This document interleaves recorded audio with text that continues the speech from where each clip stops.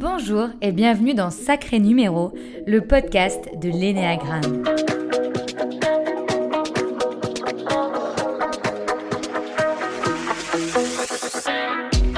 Moi, c'est Camille et je vais vous raconter des histoires de vie, des pratiques et plus généralement des concepts qui rendent ce modèle de l'Énéagramme si génial. Aujourd'hui, pour le premier épisode de mon premier podcast, c'est quand même un épisode un peu spécial. J'avais envie de vous raconter ma rencontre avec l'Énéagramme et l'histoire de l'Énéagramme. L'Énéagramme et moi, ce n'était pas une évidence. Honnêtement, je me suis intéressée un peu par hasard à ce modèle. J'en entendais beaucoup parler autour de moi, à la fois par des collègues de boulot, des dirigeants, des dirigeantes que j'accompagnais et qui me disaient « Mais comment ça Camille, tu ne connais pas l'Énéagramme ?» Ça a forcément piqué ma curiosité.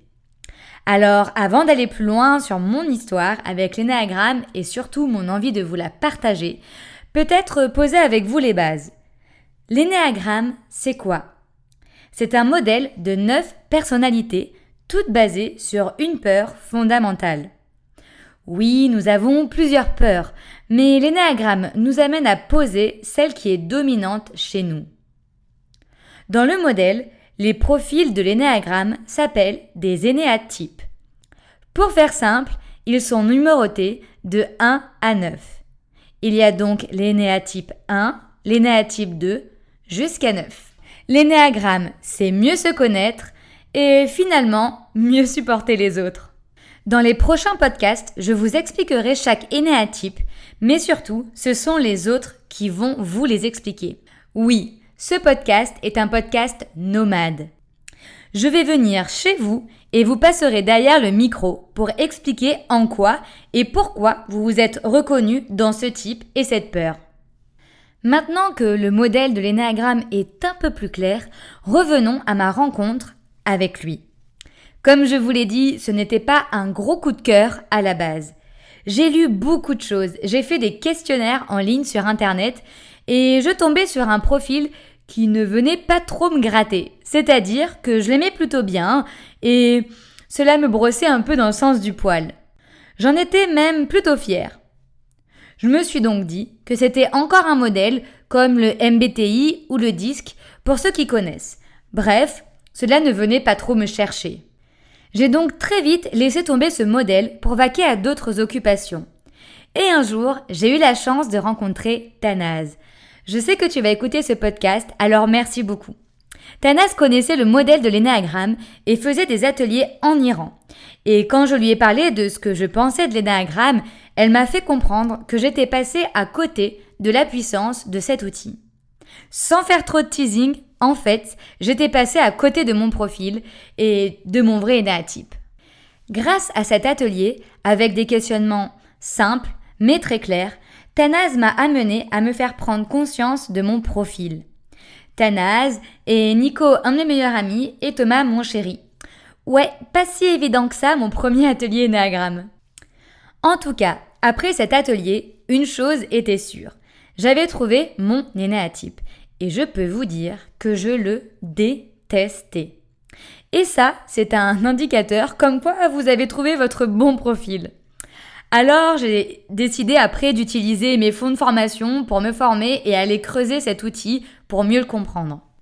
Alors, si je devais faire un petit bilan aujourd'hui, connaître mon énéatype et le modèle de l'Énéagramme m'a apporté une meilleure conscience de mes comportements et de mes fonctionnements.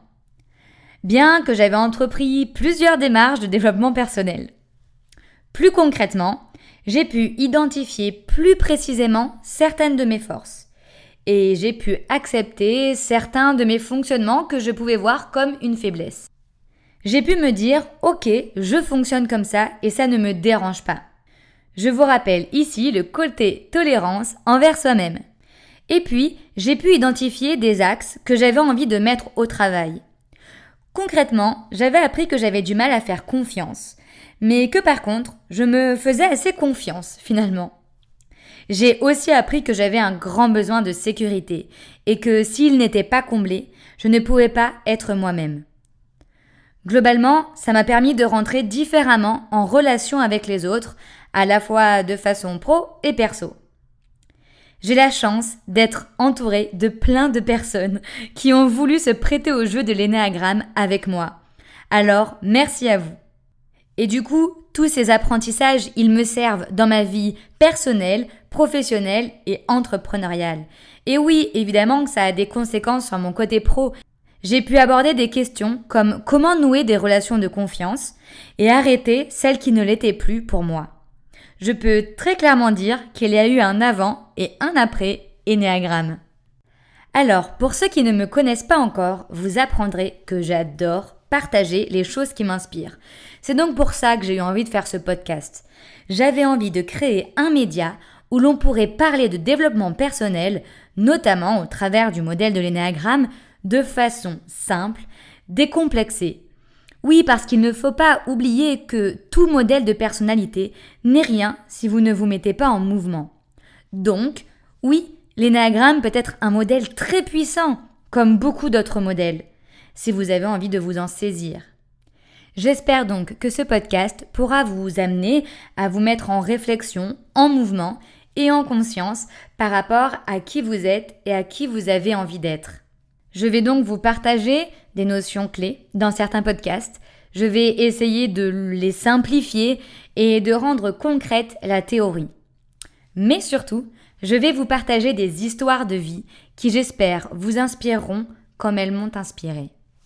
Pour continuer les bases de l'énéagramme, je sais qu'il y en a qui vont se poser la question « mais d'où vient ce modèle ?» Alors, ce modèle est issu de ce que l'on appelle la tradition orale. Comme vous pouvez le comprendre, dans cette tradition, il n'y a pas d'écrit, car les écrits figent, et la volonté du modèle n'est pas de s'enfermer. Énéagramme vient du grec et donc du mot énéa, 9, et la lettre gramme, gramma, soit 9 lettres. Si vous tapez énéagramme sur internet, vous verrez qu'il y a des visuels, un visuel d'un rond avec à l'intérieur une forme d'étoile à 9 branches. Les numéros sont à l'extérieur du cercle, et la forme de cercle me plaît bien car cela veut dire qu'il n'y a pas de bons et de mauvais profils. Ils sont tous à une place égale dans ce modèle. Alors, vrai ou pas vrai, mythe ou pas, j'avais envie de vous partager l'histoire que l'on m'a contée sur l'énéagramme. Il paraît que cela viendrait d'un groupe qui s'appelle les Pères du désert. Alors, petite interlude. Pour ceux qui me connaissent, vous savez que ça me coûte de dire ça. Alors on peut aussi imaginer qu'il existe un autre groupe qui s'appelle les Mères du désert et qui faisait exactement la même chose. Ce groupe se retrouvait pour marcher dans le désert et échanger sur les émotions, sur leur fonctionnement. En fait, finalement, c'était assez proche de la philosophie.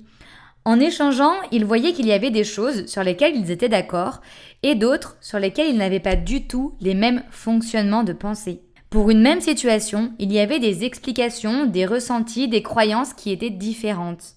Des paires de lunettes, finalement, sur le monde, très différentes. Et c'est à partir de là qu'ils ont pu conceptualiser, modéliser 9 types de personnalités.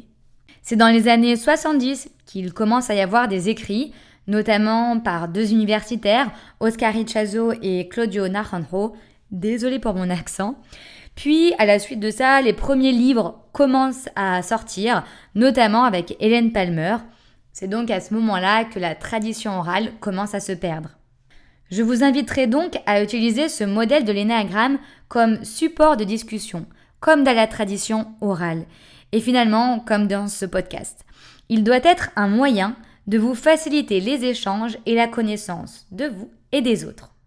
Et pour finir sur les bases de l'énéagramme, dans le cadre de ce premier podcast, j'avais aussi envie d'appuyer sur un élément clé. L'énéagramme ne mesure pas les comportements. C'est d'ailleurs pour ça que je tombais sur le mauvais profil dans les questionnaires.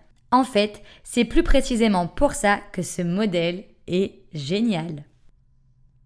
Beaucoup de modèles de personnalité, que j'ai d'ailleurs cités plus tôt, mesurent plutôt des tendances comportementales. C'est-à-dire, on est plutôt introverti ou extraverti, ou alors on est plutôt dans la réflexion ou dans l'action. On prend des décisions avec notre logique ou avec nos valeurs.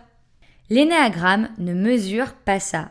En fait, il est complémentaire avec tous les autres modèles de personnalité. Dans un questionnaire, on va vous demander si vous réagissez A comme ça, B comme ça ou D plutôt comme ça. On va donc mesurer vos comportements. Le questionnaire n'est donc pas un outil adapté pour trouver votre profil Ennéagramme, ce qui fait que l'on peut bien souvent tomber à côté de son énéatype, comme moi je l'ai fait. En fait, je me souviens très bien du moment où je me suis dit « Ah ouais, ce modèle est vraiment génial ». C'est à travers d'un exemple que j'avais vu lors de ma formation avec Jean-Jacques Verger. Dans cet exemple, j'ai vraiment compris la puissance de ce modèle. Donc Jean-Jacques, le formateur, nous avait dit « Imaginez-vous, vous êtes au boulot et vous voyez un collègue qui nettoie sa tasse de café juste après avoir fini de le boire. » La facilité de ce modèle serait de se dire que notre collègue, à partir de ce que l'on voit et de ce que l'on perçoit de son comportement, ce qui est donc visible, est un profil 1. C'est le profil qui s'appelle le perfectionniste. Il la vide sa tasse parce qu'il est perfectionniste. Si vous ne demandez jamais à cette personne pourquoi elle a ce comportement, vous n'aurez jamais accès à son invisible et donc à son profil Ennéagramme. Imaginez-vous donc de demander à ce même collègue pourquoi laves-tu ta tasse à café ? Il pourrait vous dire parce que cette tasse, c'est la tasse préférée d'Émilie qui arrive à 9h30 et j'aimerais que quand elle arrive, elle ait sa tasse préférée. Cela nous donnerait à voir peut-être un profil 2. Et cet exemple-là, on peut le prendre et le re-questionner au travers des 9 profils. Et c'est là que je me suis dit que c'était vraiment génial. Et donc la vigilance de ce modèle est là. Ne pas questionner, ne pas demander à l'autre pourquoi il a ce comportement. Ne tombez pas dans le piège de l'énéagramme. Petit rappel que je vous ferai bien souvent, si vous n'avez pas la peur fondamentale, vous n'avez pas le profil énéagramme, l'énéatype. Et donc, vous voyez bien qu'il est plus difficile d'avoir accès aux peurs fondamentales des autres et donc à leur énéatype. C'est ce qui fait que l'on peut aussi avoir du mal à détecter, à trouver le sien. Il n'empêche que vous êtes la personne la mieux placée pour connaître votre type d'énéagramme. Ne laissez personne vous dire vous êtes ce profil ou celui-là.